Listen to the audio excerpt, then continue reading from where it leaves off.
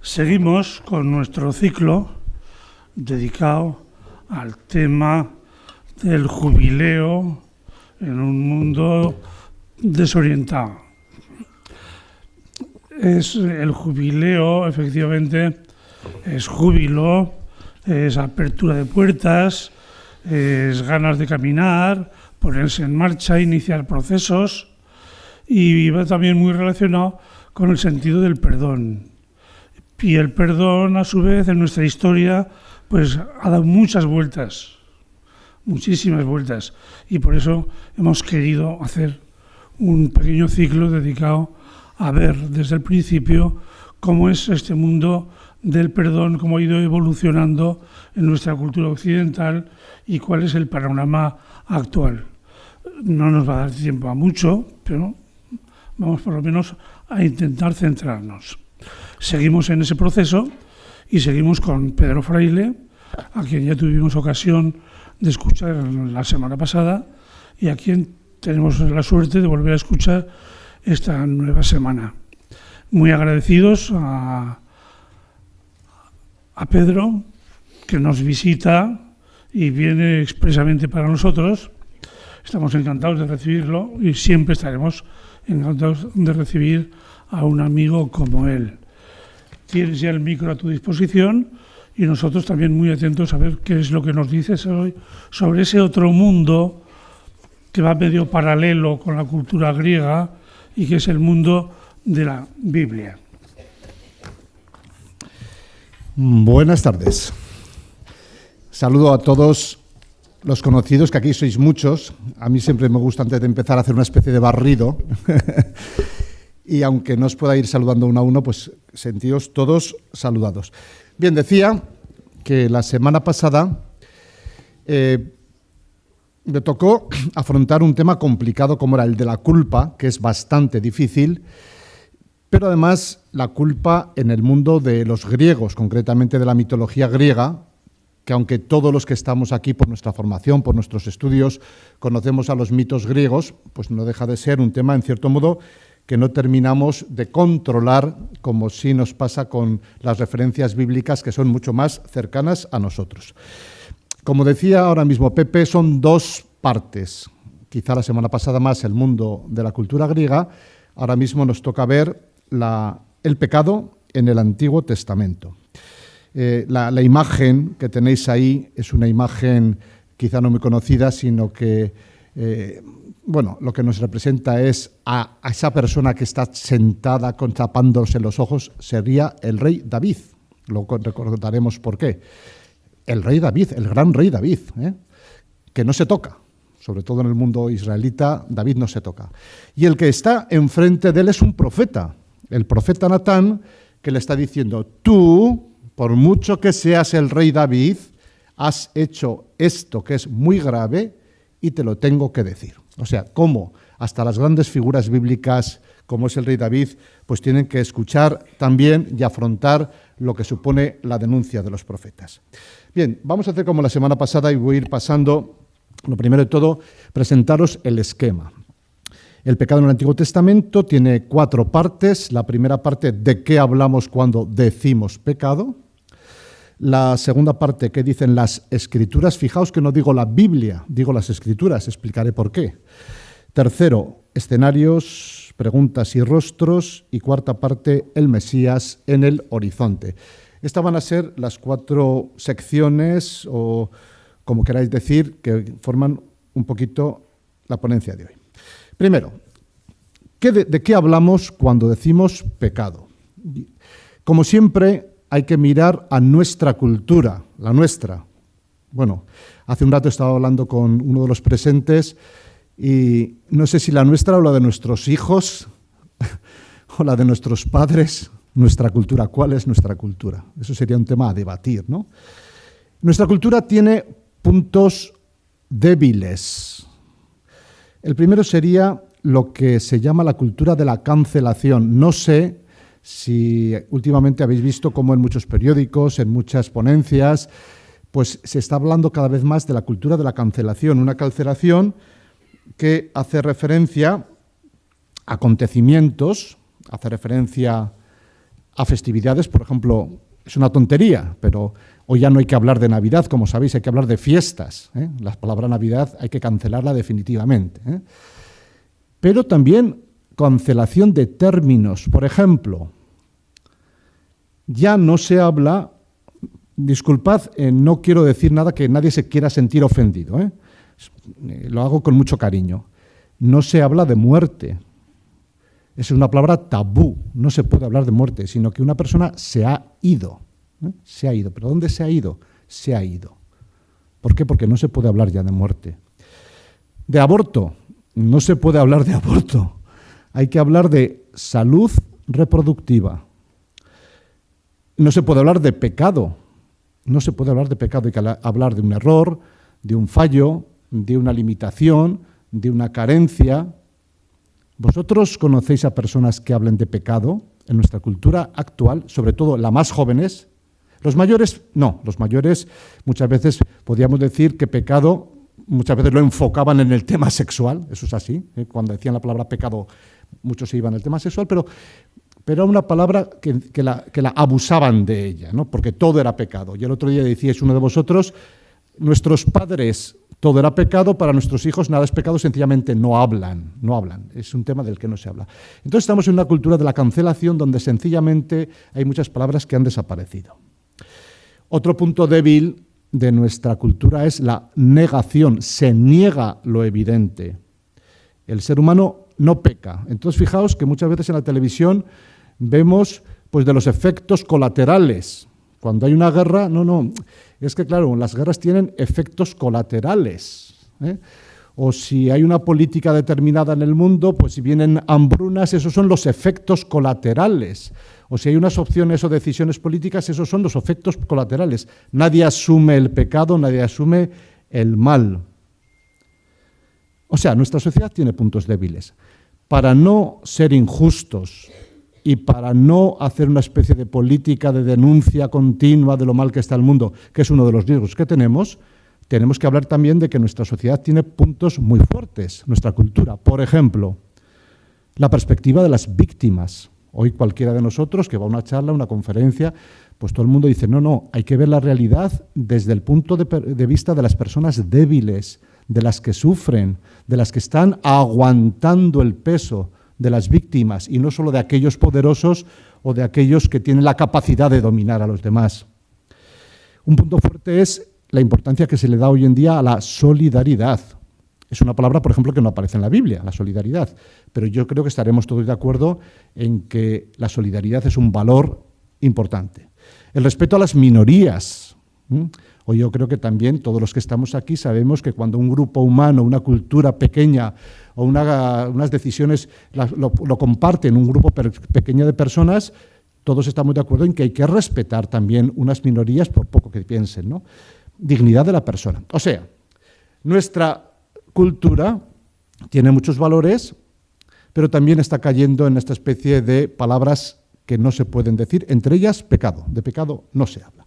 Segundo punto, una antropología cambiante. La pregunta de fondo sigue siendo, ¿qué es el hombre? O sea, es una pregunta filosófica, pero es una pregunta muy personal y fundamental. El famoso Salmo 8 de la Biblia, ¿qué es el hombre para que te acuerdes de él? Y nosotros los que estamos aquí podemos decir, bueno, pero ¿qué es el ser humano? ¿Dónde está nuestra dignidad? ¿Por qué tenemos dignidad? ¿Por qué tenemos dignidad las personas? ¿Y qué es aquello que nos diferencia de los grandes simios? La semana pasada hacía referencia también al famoso libro de este pensador judío, pues que habla también pues, de los grandes simios, de los Homo sapiens. ¿Dónde está ese punto específico nuestro? ¿Por qué digo esto? Porque tiene mucho que ver la antropología que nosotros, no digo que formulemos, sino la antropología en la que nosotros nos movemos para hablar también de este concepto de pecado. ¿Por qué? Porque la palabra pecado, como diré a continuación en la Sagrada Escritura, en la Biblia, hace referencia a una relación con Dios, a un no querer escuchar a Dios o escuchándolo ponernos en situación de crítica o ponernos en situación de desobediencia. Pero claro, queridos, Si no existe Dios, ¿por qué vamos a hablar de pecado? Digo yo, si no existe Dios, no hay pecado, ¿eh? Habrá errores, habrá fallos, habrá carencias. Entonces, claro, es muy importante que también nos cuestionemos qué es Dios para nosotros, o no qué, sino quién es Dios y cómo nos ponemos en situación con Él. Bien, por eso es muy importante la antropología. Y es muy importante también esta antropología, como digo, más que nada pues para saber situarnos y relacionarnos. Yo hace unos años, cuando daba clases de Biblia aquí en Zaragoza, yo decía siempre, tenía que haber una asignatura que se titulara Antropología Bíblica. Hay otras que se llaman Antropología Teológica. Hoy no sé si me atrevería a plantear esa asignatura. ¿Por qué? Porque hay muchas antropologías. No solamente una, la bíblica, hay muchas antropologías. Nosotros, los cristianos, tenemos, lógicamente, nuestra perspectiva. Y tercer punto, los retos de la mitología griega, que fue donde me quedé la semana pasada. Como decíamos la semana pasada, el pensamiento simbólico del mundo griego es un pensamiento potente. Los mitos no son juegos para niños pequeños. La mitología griega es una forma de pensar sobre las esencias, sobre quiénes somos, qué hacemos en este mundo. Y la semana pasada, recordad que aunque fue de forma más o menos rápida, hablamos de Sísifo, recordad, aquel hombre que castigado por haberse engañado, por haber querido engañar a los dioses lo condenan a estar siempre subiendo una peña, una roca, hasta el alto de una cima, pero cuando llegas al alto de la cima, la roca vuelve de nuevo al valle y la condena es volver a subir otra vez. O sea, así sin posibilidad de cambiar. Entonces la pregunta que nos podemos hacer nosotros es, ¿podemos cambiar el curso de la historia? El marxismo planteaba pues, que había que cambiar, que transformar la historia. ¿Se puede cambiar la historia? ¿Puede llegar un momento en que aquella roca se quede en lo alto de la cima, que no caiga de nuevo al valle y que el ser humano no tenga volver a subirla otra vez hasta esa especie de eterno retorno que estamos condenados a repetir? Claro, eso es una pregunta muy importante. ¿Se puede cambiar el ritmo de la historia o no? El segundo personaje era Edipo. Recordad, hicimos una breve reseña de Edipo. Brevísimamente, es un hombre que está desde niño sin tener ninguna culpa, porque en definitiva él lo engendran de una violación, luego lo destierran, lo llevan a una familia que no es la suya, lo reconocen, él tiene que huir a otra ciudad, lo echan de esa ciudad, en el camino mata a su padre porque le habían dicho que iba a matar a su padre y él no sabía qué estaba haciendo. Luego resulta que se casa con su madre y no sabía que se estaba casando con su madre. Es el problema del destino. O sea, ¿somos libres o tenemos un destino sobre nuestras cabezas del que no podemos librarnos? Esta pregunta es muy seria, porque si no hay libertad, no hay pecado. Si yo no soy libre para tomar mis decisiones, no soy responsable, no soy culpable de nada. Entonces, claro, el mito de Edipo nos presenta a un hombre que toda su vida estuvo sujeto a un destino del que no se podía librar. La libertad es muy importante. Y el tercer mito era el de Prometeo. Ya sabéis que existe la expresión un esfuerzo prometeico, o un pensamiento prometeico, que consiste en que el ser humano es capaz de ponerse frente a los dioses, no digo Dios, digo los dioses griegos, incluso de robarles el fuego para entregárselo a la humanidad. Pero claro, Dios o la divinidad y lo humano, ¿somos enemigos de Dios?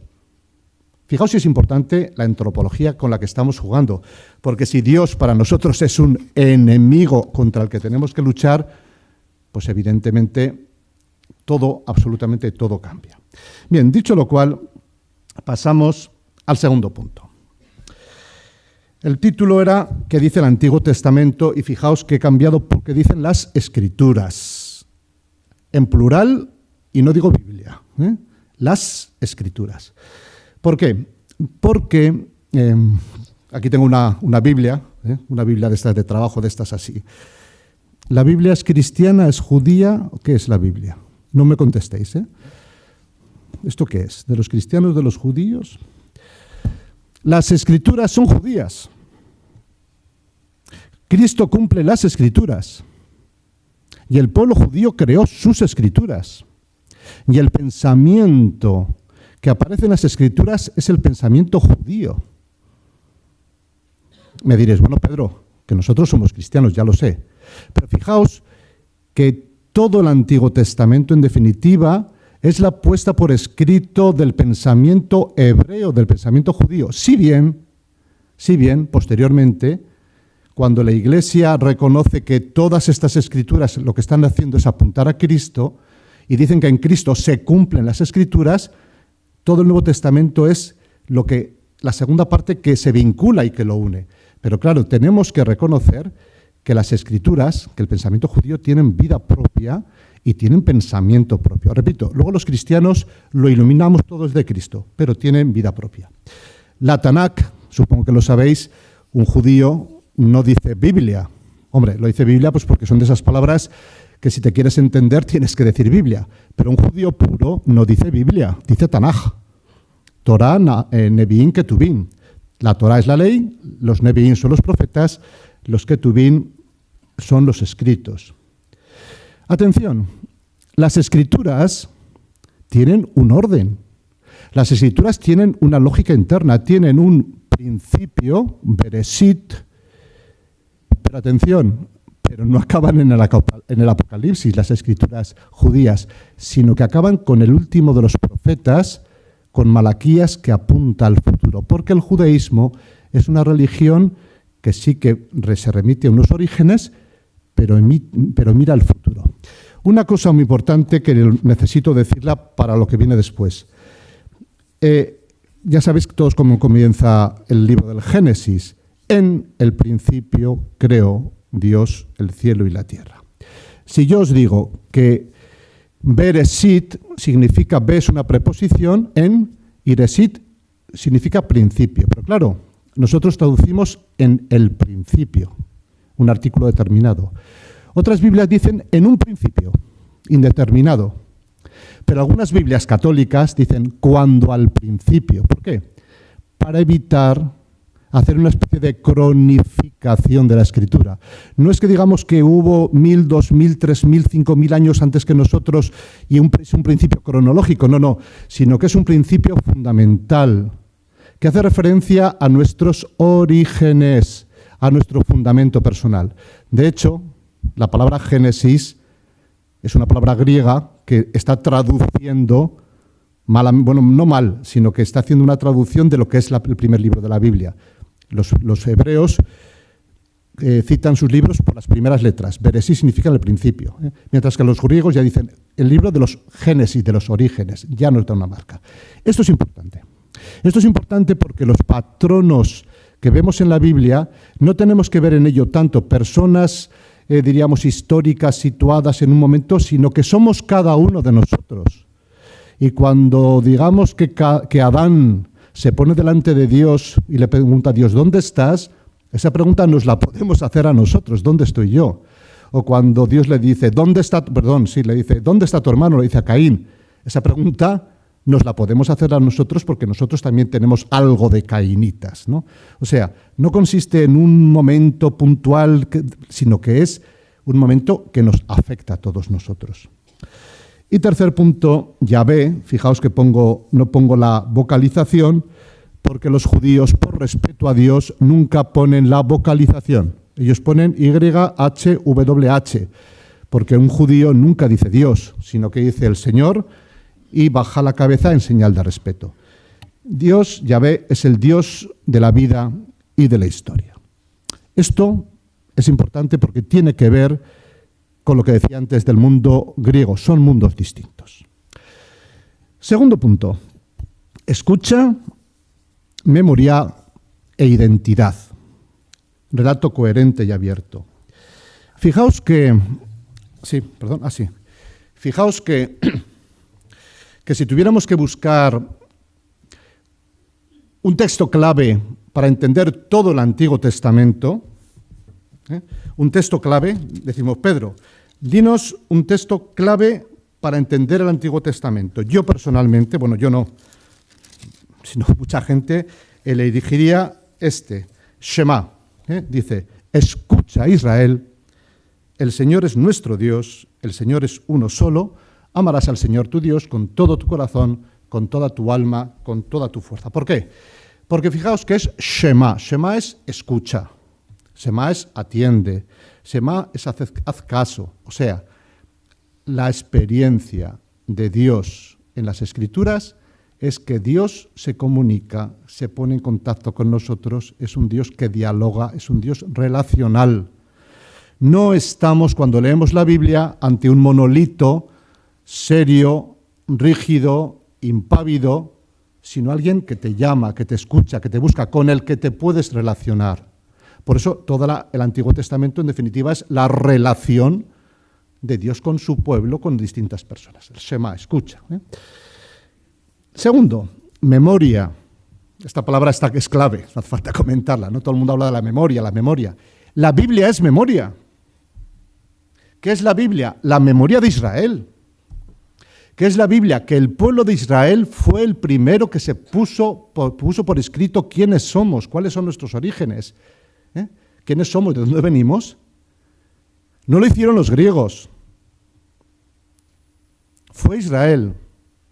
Perdonad, esto es que si no lo digo reviento, No que es que lo voy a decir, me da lo mismo.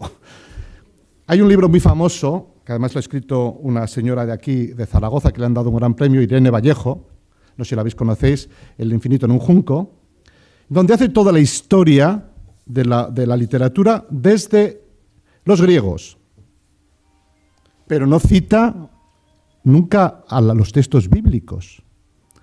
¿Vosotros sabéis que los textos bíblicos son más antiguos que los griegos? Porque si en los textos bíblicos, los textos griegos, Homero podría remontarse al siglo VIII a.C., es que tenemos textos bíblicos del siglo X a.C. Y luego tenemos los profetas siglo VIII. Quiero decir, la Biblia es un pueblo en el que Israel hace memoria de sus orígenes y se atreve a mirarse cara a cara y a decir, estos son mis pecados, esto es lo que he hecho yo, estos son mis logros. Es muy importante esto. En Babilonia, en el exilio de Babilonia, comienzan a ponerse por escrito y dicen, somos un pueblo libre. Atención, libertad. Israel es el pueblo de la libertad. Y cuando en Babilonia dicen, ¿quiénes somos? Dicen, somos un pueblo que éramos esclavo y que Dios nos sacó de Egipto. Y como Dios nos sacó de Egipto, somos un pueblo libre. Y por eso cuando se remonta a los textos de los orígenes, Dios crea a un ser humano libre.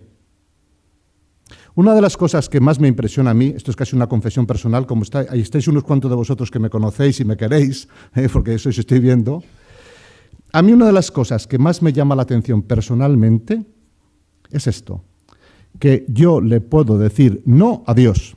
¿Lo habéis pensado alguna vez? No, yo algunos veo que me están diciendo que no. Podéis decirle que no a Dios. O sea, Dios te dice, yo te quiero, y tú le dices, pues no quiero que me quieras. ¿O qué? Eso es la libertad, ¿no? Yo te quiero salvar, pues no quiero que me salves. O sea, es tremendo. Es tremendo. La libertad es tan sagrada en la Biblia que podemos decirle no a Dios. A diferencia de los mitos griegos, donde Edipo estaba condenado, quisiera o no quisiera, a tener que ir toda su vida, pues diríamos, bajo esa especie de tragedia o de maldición que sin culpa alguna había caído sobre él. Bien, entonces, somos un pueblo libre, Éxodo, y es un pueblo de la alianza. ¿Israel qué es Israel? El pueblo de la alianza. Un pacto. Y claro, los pactos tienen dos partes. Si cumples te irá bien, si no cumples te irá mal. Por eso a veces cuando en la Biblia vienen las desgracias, no son castigo. En los dioses griegos, en la mitología griega, eran castigo. Mientras que en la Biblia es, no. Tú has fallado a mi pacto, a mi alianza. Y en el pacto decía que cumples tus mandamientos y así te irá bien. Ahora, si tú te empeñas en no cumplirlos, tú eres responsable de tus actos. Bien. Y tercero, mirando al futuro, Yahvé promete un ungido, un Mesías. El otro día decía que son religiones mesiánicas. Hay 3 religiones. En el mundo de las religiones están las religiones místicas, son sobre todo hinduismo, budismo. Son las religiones sapienciales, sobre todo el taoísmo y el confucianismo. Y están las religiones proféticas, que son judaísmo, cristianismo e islam, porque las 3 hablan de que Dios envía a sus profetas y además apuntan hacia un futuro que se cumpla en este profeta.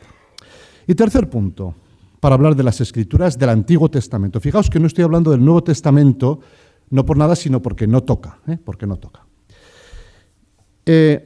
La Tanakh tiene 3 partes, la ley, los sabios y los profetas, y entre los 3 configuran lo que serían las escrituras de Israel.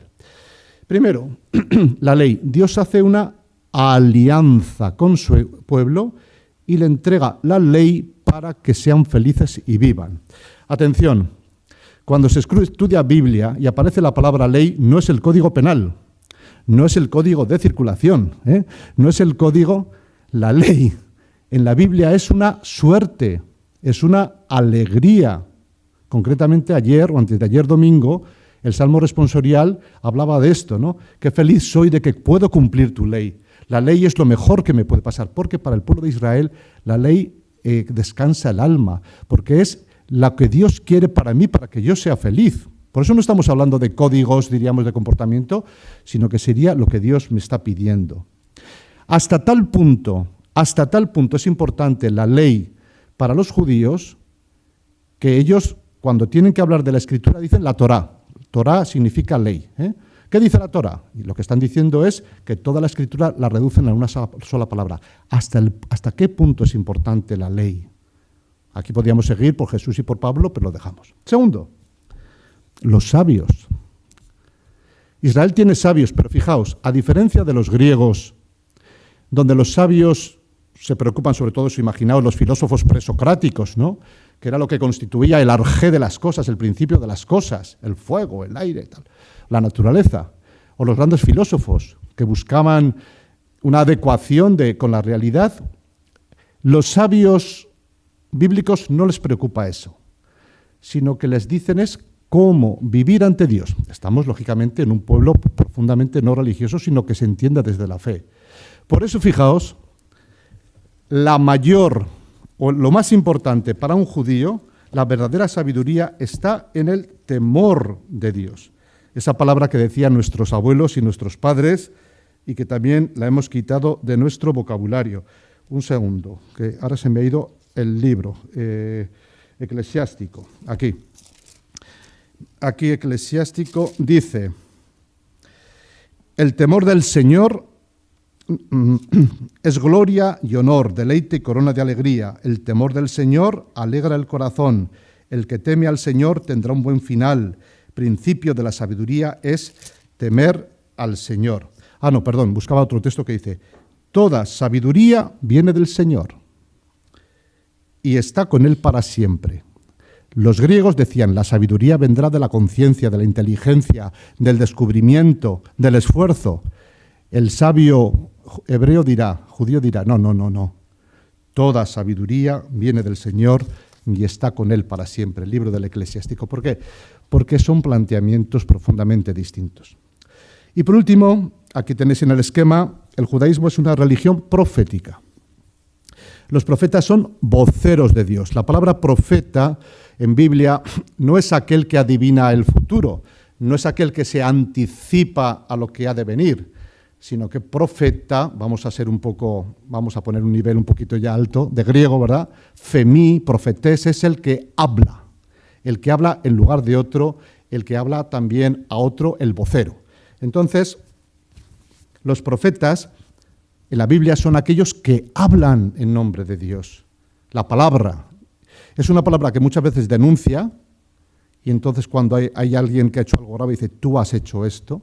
Por eso muchas veces decimos que faltan voces proféticas en nuestra sociedad, que serían aquellas personas que dicen, esto que estamos haciendo, o esto que estás haciendo es injusto, o esto que le estás haciendo a esa persona es muy grave, denuncia, pero son también personas que anuncian la salvación. El profeta denuncia y anuncia. Pues bien, estas son las escrituras que, como digo, se mueven en un campo muy distinto al pensamiento griego, porque hacen referencia a un Dios personal, a un Dios de relación, a un Dios que interviene en la historia, a un Dios que llama al hombre, un Dios que el hombre puede hablar con él, que puede establecer una relación con Dios, con él.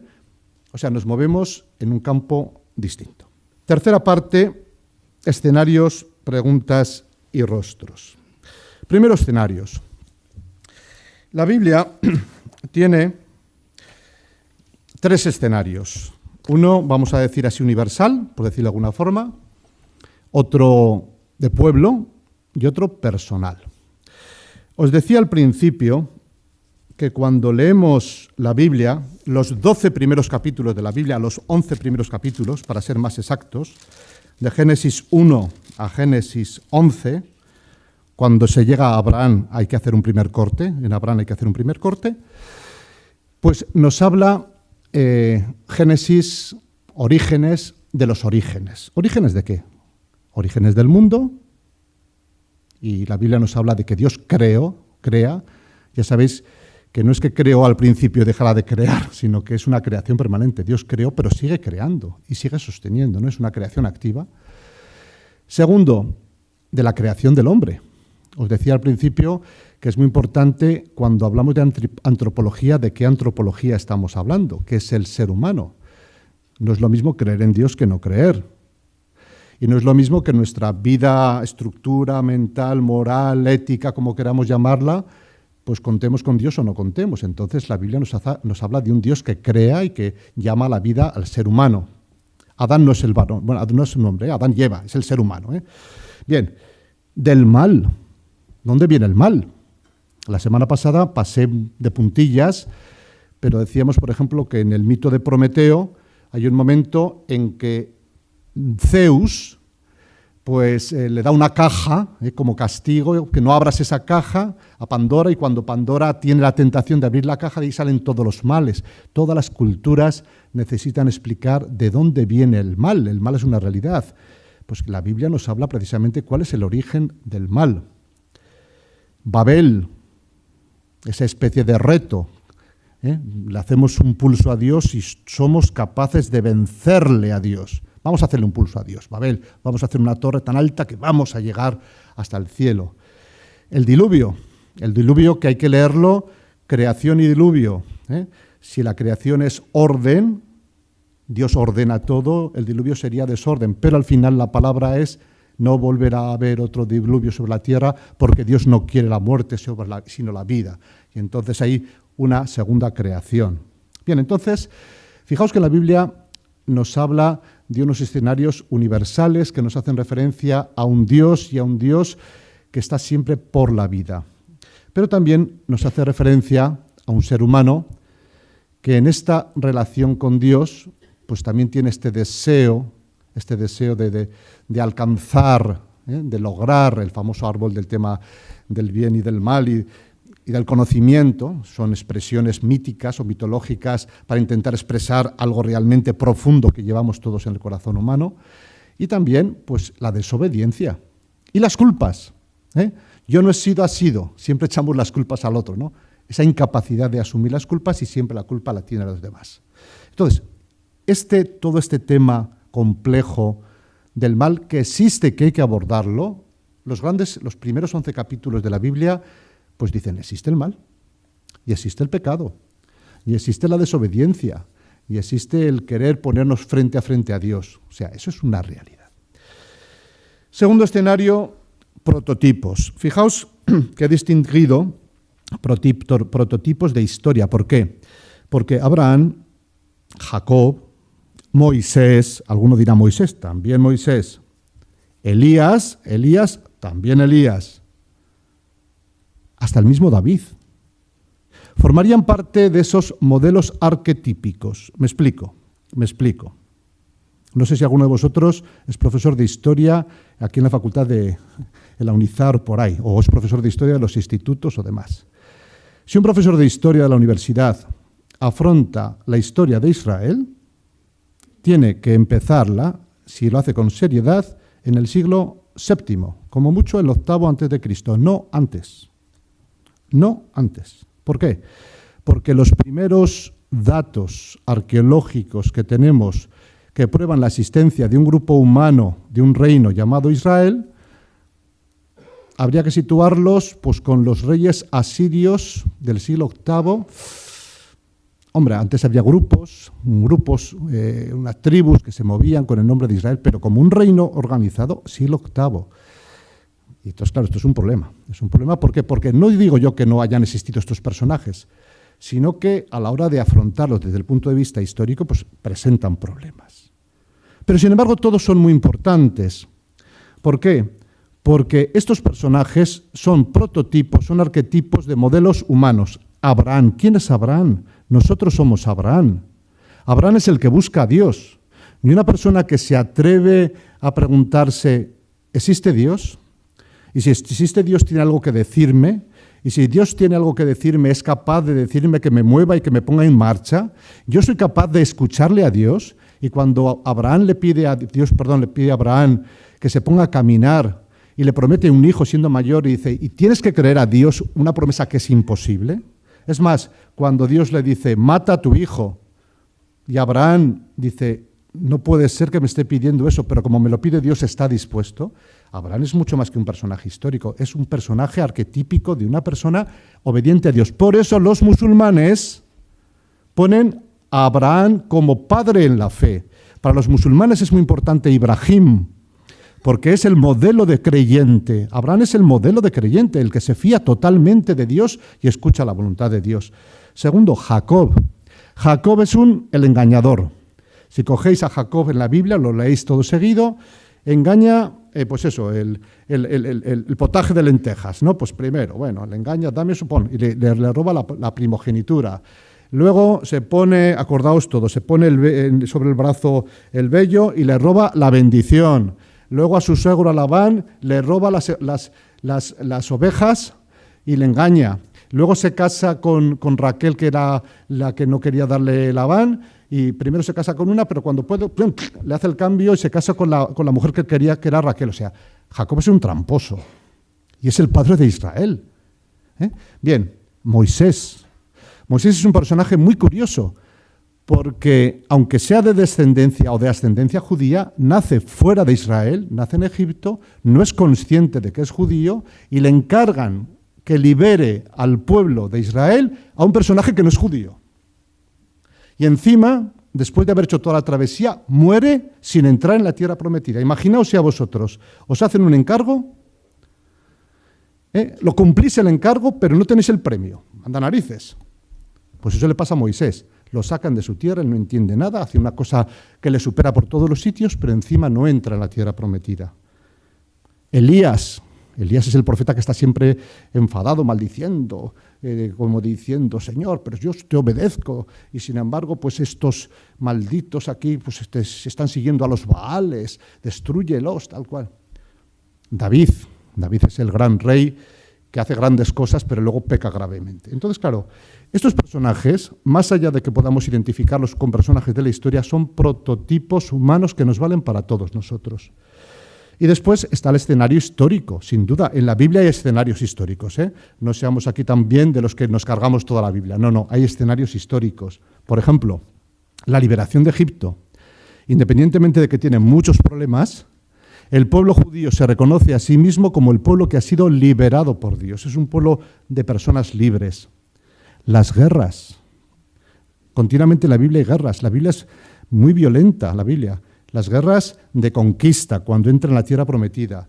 Las guerras civiles entre ellos. Están continuamente norte contra sur, sur contra norte. Se matan entre los judíos continuamente en la Biblia.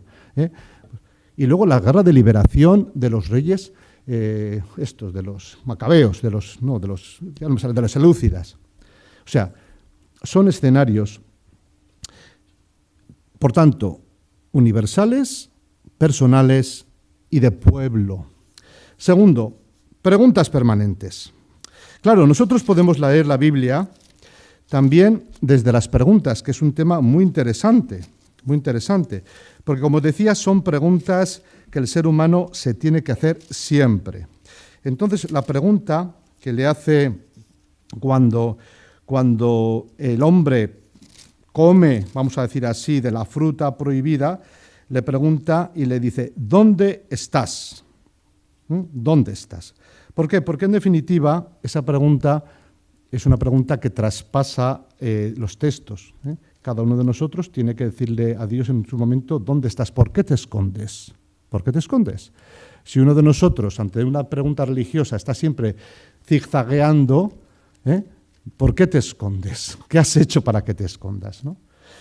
En el caso de Caín y Abel, recordad, Caín y Abel, se produce pues, esa muerte, ese fratricidio, vamos a decirlo así, y después de la tragedia, que es violencia, por eso decimos, no existe. En la Biblia dice, no, la violencia es pecado, y matar es pecado, y un fratricidio es tu propio hermano. El Señor preguntó a Caín, ¿dónde está tu hermano? Esta pregunta no es una pregunta retórica, más o menos formulada, más o menos simpática, bueno, simpática no tiene nada de simpática, ¿no? Sino que es la pregunta que traspasa la historia. Y hoy, seamos creyentes o no seamos creyentes, Dios sigue diciendo, ¿dónde está tu hermano? ¿Dónde está tu hermano?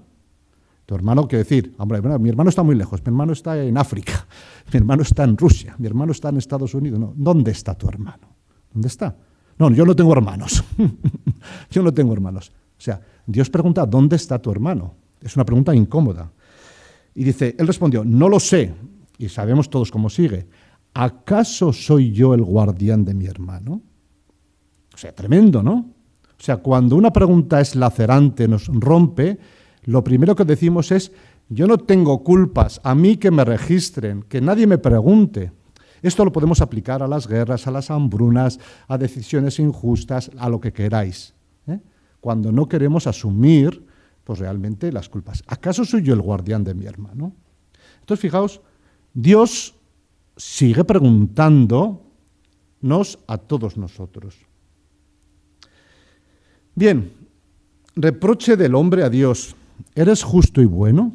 Hay un personaje que se llama Job, que a mí me encanta, no sé si la habéis leído alguna vez. Ya sabéis que en la cultura nuestra, somos de la misma cultura, se dice, tiene más paciencia que Job. Pues mal refrán, ese refrán es erróneo, porque Job no tiene nada de paciencia. Job es el que se subleva, al principio sí, ¿no? Pero es el que se subleva contra Dios, recordamos brevemente, es un hombre justo, perfecto, que no hace nada mal, íntegro, y que le va todo bien en la vida. Hay una especie de juego entre Satán, dice, y Dios, y en ese juego dice, prueba Job, ya verás cómo si le haces daño, Job va a blasfemar contra ti. Vamos a jugar. Y cómo a Job le vienen todas las desgracias, se le mueren los hijos, se arruina, se queda lleno de enfermedades. Y entonces, claro, el tema es el siguiente del libro de Job. ¿Dios premia a los buenos y castiga a los malos? Ese es el tema. O sea, a las personas buenas les va bien y a las personas malas les va mal, ¿verdad que sí? ¿Sí? ¿No sí? No me miréis. A ver, si sois buenos, os van bien los negocios, tenéis éxito en vuestros proyectos, la familia no tiene problemas, y si sois malos, todos son desgracias. ¿Eso es así o no? Pues no. Y ese es el libro de Job. El libro de Job es el libro que se atreve a protestarle a Dios y decirle, no estoy de acuerdo. Bueno, aquí el libro de Job tiene 55 capítulos, pero hay un texto que he elegido que dice que Job protesta y le dice a Dios, soy inocente, no me importa la vida, estoy cansado de vivir, porque todo da lo mismo. y me atrevo a decir que Dios trata igual al inocente que al culpable. Esto es libro de Job.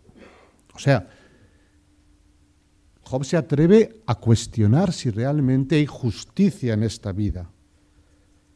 Y Job es un libro muy interesante, al final tiene una salida curiosa, pero se atreve a decir, y Jonás somos casi todos nosotros. Ya veréis cómo sí. Sabéis, todos conocemos el libro de Jonás. No vamos a preguntar, ¿Jonás existió, no existió? ¿Había ballena, no había ballena? Dejamos, no nos preocupan las ballenas. Ahora mismo.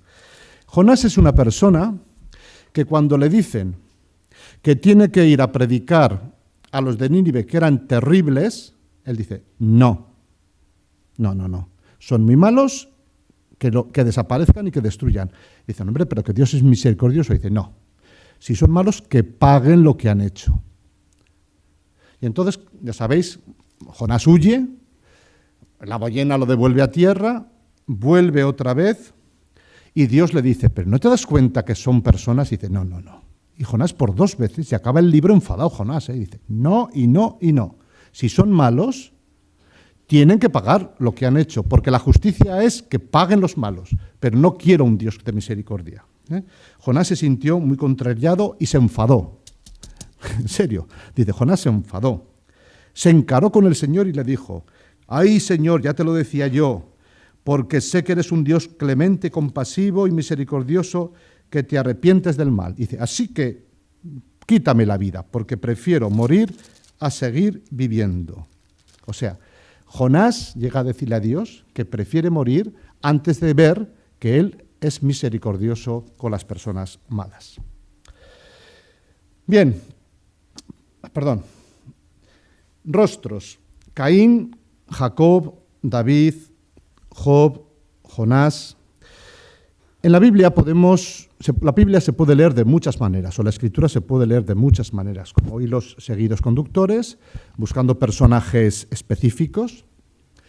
Si, por ejemplo, nosotros buscáramos la persona de Caín, veríamos que tiene envidia, que alimenta el odio y que acaba en violencia. Evidentemente, esta pregunta no es para que la contestéis, en menos en un foro como este, donde no nos conocemos. Pero mi pregunta es, ¿vosotros nunca habéis tenido envidia de nadie? ¿Vosotros nunca habéis sentido odio hacia nadie? ¿Y no habéis estado tentados de violencia, de ser violentos? O sea, en el fondo, ¿la figura de Caín no nos afecta a todos nosotros? El pecado de la violencia, cada uno que lo piense, ¿no? Jacob, os he dicho antes, engaño, astucia y trampas. Alguno puede decir, hombre, pero es que Jacob lo hacía con buenas intenciones, no en vano es el pueblo de Israel, porque Jacob es el padre de las 12 tribus. Y ya sabéis que Jacob e Israel son intercambiables en Biblia. Bueno, pero Jacob es una persona que se atreve a hacer trampas. ¿No somos a veces todos un poco más o menos tramposos? Y engañamos para salirnos con las nuestras. David es el poder. David es un personaje muy curioso. Si cogemos la historia de David, recordad que comienza, aparte de la historia de David y Goliat y todo esto, que ahora mismo no la toco porque es otro tema, David comienza diciendo que fue mercenario con los filisteos. O sea, antes de librar a su pueblo de los filisteos, primero fue mercenario suyo. O sea, imaginaos, ¿no? Es mercenario de los filisteos. Después se pasa de bando, con Saúl tal, y lidera ya a los ejércitos de Judá. Innumerables guerras. Y recordad el texto en el que se encapricha con la esposa de uno de sus generales y dice, yo quiero a esa mujer para mí. Y dice, hombre, que está casada. Y dice, me da lo mismo. ¿Quién es? Su mujer. Esta es la mujer del general Urías que está en guerra. Muy fácil, que lo pongan en primera línea de combate al asalto de la ciudad de Rabatamón. Como es primera línea, todo el mundo sabe que los que van en la primera línea caen. Todo el mundo caerá. Y cuando le comunican, David, tu general Urías, hemos hecho lo que has dicho tú, y Urías ha muerto en primera línea de combate. Dice, genial, esta para mí. No, que es así, con la Biblia. Y esa es Betsabé, la madre de Salomón. La madre de Salomón, Betsabé. Y entonces, claro, y ahí es la primera imagen que veíamos al principio, cuando el profeta Natán le cuenta aquella famosa parábola. Dice, había un hombre muy rico en una ciudad que tenía 1.000 ovejas, 10.000 ovejas. Y había un niño, hay un jovencito, un hombre muy pobre, que tenía una ovejita. La cuidaba, la mimaba. Y el rico, el que tenía 10.000 ovejas, se encaprichó de aquella pequeñita y dijo, la quiero para mí. Y entonces la parábola dice David, ¿quién ha hecho eso? Quien ha hecho eso tiene que morir, porque eso es, injustificable, eso es aborrecible. Y le dice el profeta Natán, ¿ves que le está marcando? Dice, ese hombre eres tú. Tú eres el que te has encaprichado de esa ovejita, teniendo todo lo que querías, y has hecho. Entonces, claro, David personifica, pues eso, el poder, el abuso, pero personifica también el arrepentimiento y el saber pedir perdón. Supongo que lo sabréis todos, y si no lo digo brevísimamente, cuando leemos en la Iglesia Católica o cuando recitamos el Miserere, el Salmo 50, en el encabezamiento del Salmo dice que este es el Salmo que recitó David precisamente cuando Natán le echó en cara su pecado. Un segundo, que se me han perdido los salmos. Aquí están los salmos. Lo sabemos todos, ¿no? Dice, cuando después de su pecado con Betsabé le visitó el profeta Natán.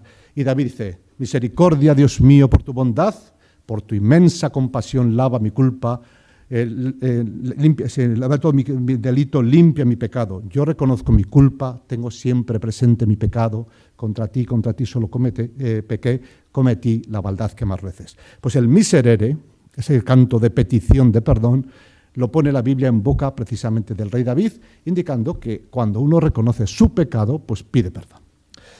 Bien, tenemos Caín, violencia, Jacob, engaño, David, abuso de poder y violencia también, Job, protesta y dice, soy inocente, y se atreve casi a blasfemar.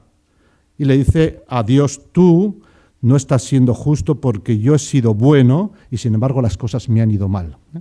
Y luego también tenemos otro rostro que es el de Jonás, que él dice, no, la justicia no es que tú seas misericordioso, la justicia es que destruyas a ninivitas. Y por último, encaramos el cuarto punto. El Mesías en el horizonte.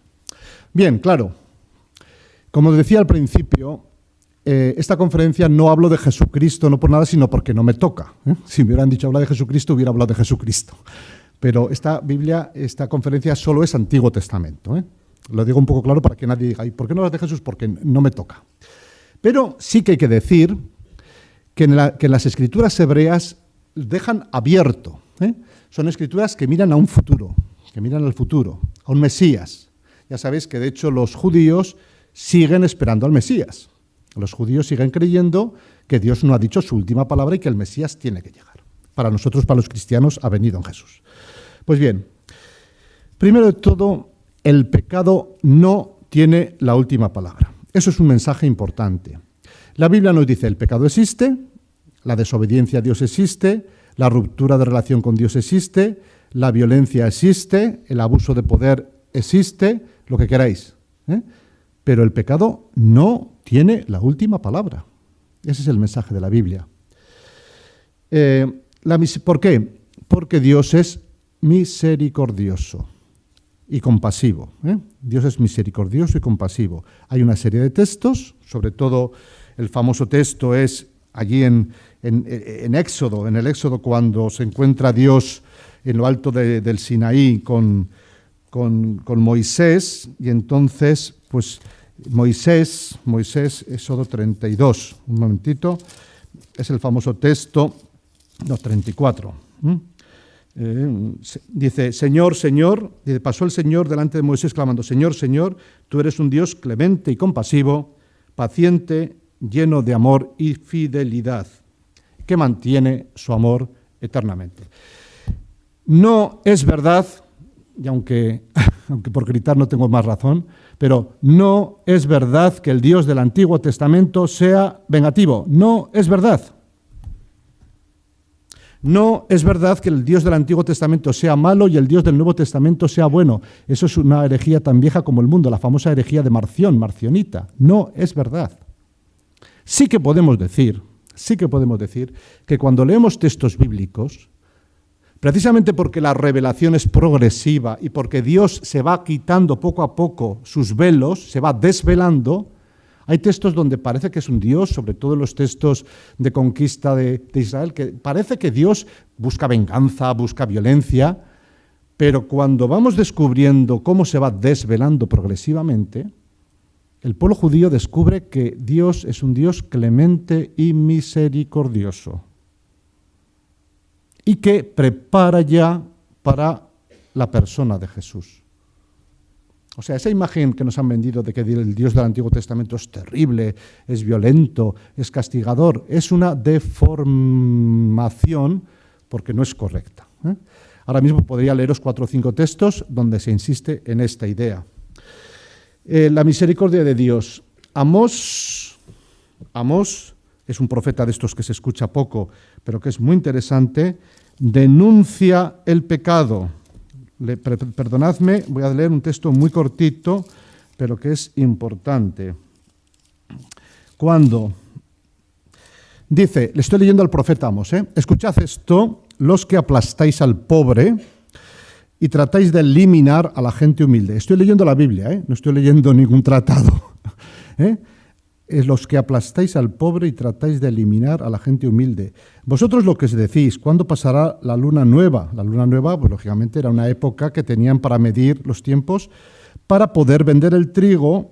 ¿Cuándo pasará el sábado para dar salida al grano? Así disminuiremos la medida, o sea, hacen trampas, aumentaremos el precio, los más pobres lo pasarán mal, falsearemos las balanzas para robar. Compraremos al desvalido por dinero y al pobre por un par de sandalias y venderemos hasta el salvado de trigo. Esta denuncia que aparece en el profeta Amós es una denuncia en la que se explicita cuáles son los pecados que cometía el pueblo de Israel, no los enemigos, el pueblo de Israel, y Amós los denuncia. Pero claro, como os decía antes, profetas anuncian y denuncian.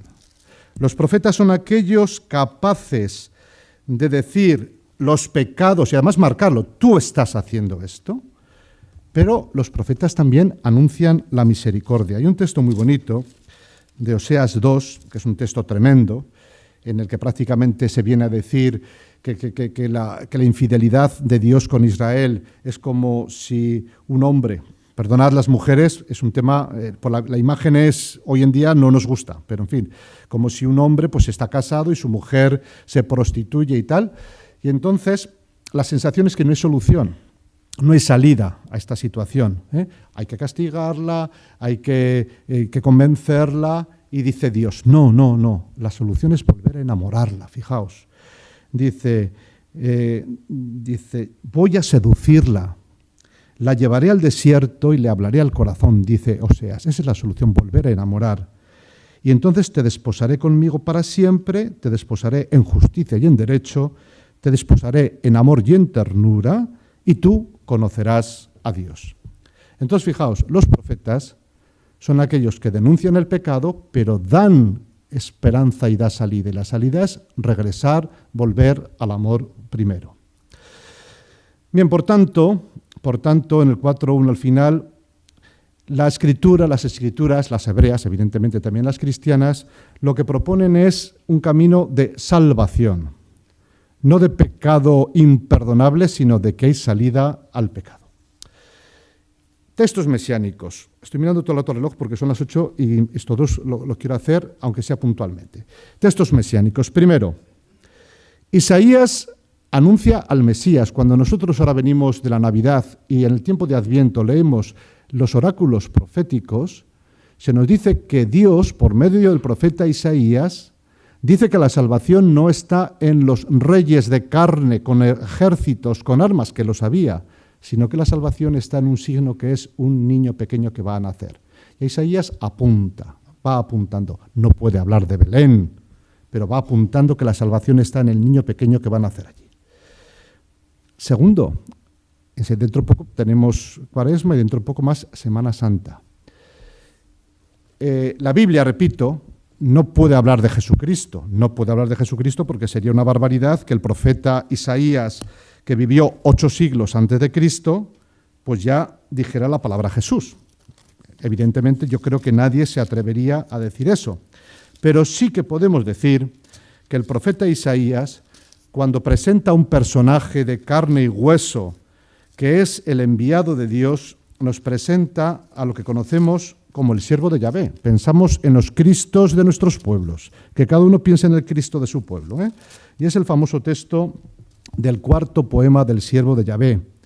Dice, no había en él belleza ni esplendor, su aspecto no era atractivo, despreciado y rechazado por los hombres, abrumado de dolores, familiarizado con el sufrimiento. Sin embargo, él llevaba nuestros dolores, soportaba nuestros sufrimientos y sus heridas nos han curado. Fijaos, en la Biblia ya encontramos cómo hay caminos de esperanza que apuntan pues, a un futuro Mesías que cargará sobre él todas las culpas que no son suyas. Y por supuesto, el tercer texto es el famosísimo de Isaías 61, que Jesús cuando vaya a Nazaret, a su pueblo, lo lee y dice, el Espíritu del Señor está sobre mí porque Él me ha elegido precisamente para anunciar un año de gracia. Podríamos decir que la Biblia nos habla de la gracia, no del pecado. El pecado existe, sí, pero más importante que el pecado está la gracia. ¿Que podemos sentirnos culpables? Sí, pero por encima de eso está el amor misericordioso de Dios que nos invita a caminar y seguir adelante. ¿Que el mundo va mal? Sí, pero la Biblia nos habla de un mesianismo, de un futuro, de un proyecto que nos encara hacia la salvación.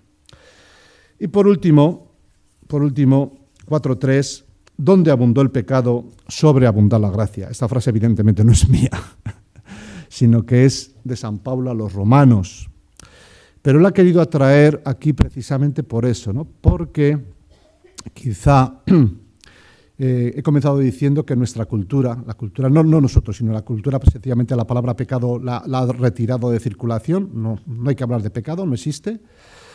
Nosotros decimos que sí que existe el pecado, o sea, la Iglesia y los cristianos decimos sí, claro que existe. Yo hago daño y soy consciente de que hago daño y soy responsable de lo que estoy haciendo y soy plenamente consciente, o engaño, pero existe el perdón, existe la reconciliación, existe la misericordia de Dios y sobre todo existe la gracia.